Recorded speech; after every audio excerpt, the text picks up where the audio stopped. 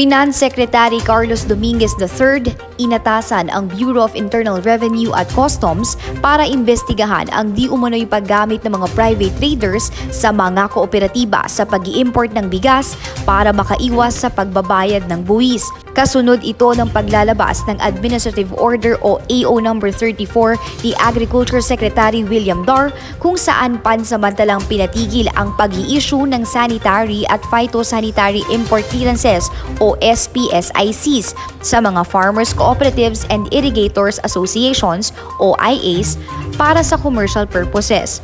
Sa pahayag ni Secretary Dominguez, sinabi nito na dapat silipin ang mga pamamaraang ginagamit ng mga rice trader kung papaano nila ginagamit ang mga kooperatiba upang hindi magbayad ng income tax duties, lalo pa kung rehistrado ang mga ito bilang BIR tax-exempt entities.